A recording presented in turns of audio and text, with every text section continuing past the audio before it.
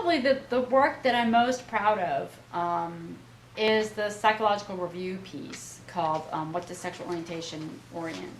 And that really came about because I had started doing some research on attachment theory, and I had always been interested in sort of what the link is between sex and love, because so many of my respondents in my study said, well, I discovered my same-sex attractions when I fell in love with this one particular person. Mm-hmm. And that's what got me interested in attachment theory in graduate school, because I was like, well, then what do we know about love? And I quickly found out that the predominant theory was attachment theory, and then it was an evolutionary theory about how basically the system of love in the brain is the same system that evolved for infant caregiver attachment.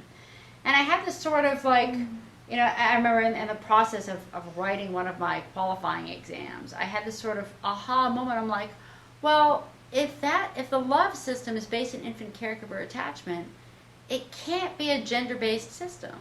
It's got to be an open system.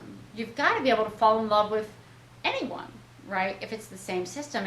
And gosh, that kind of fits with a lot of the historical and anthropological stuff that I've read, where people find, from these passionate attachments with everyone. And so I'm like, so even though all the sexual orientation research is presuming that if you're sexual oriented to the same sex, you've got to be romantically, I'm like, it doesn't make any theoretical sense.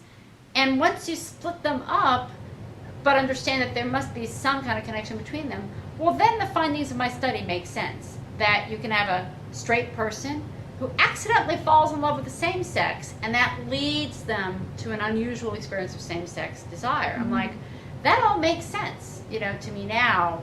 But I would be talking about it, and people are like, oh, that sounds kind of crazy. So I became, it took me, I first articulated that idea in, again, this qualifying exam that I wrote in, God, I think I must have written that exam in 1996 or something.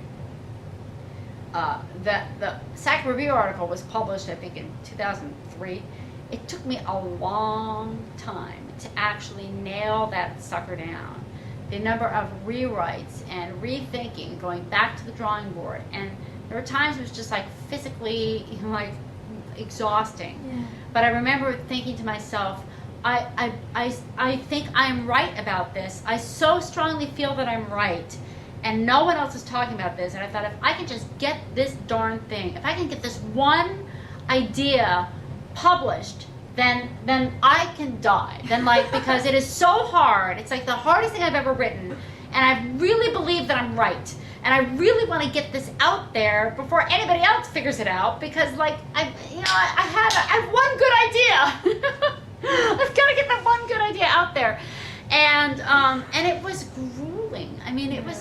It was not easy, but I did it, and the really gratifying thing is that the article was very well received, and I have people all the time tell me that was one of the most that was an eye-opening article. I had never thought about sex and love that way. Mm-hmm. And you just really made me see something in a totally different way. That is all I ever wanted. Yeah. That's all I ever wanted.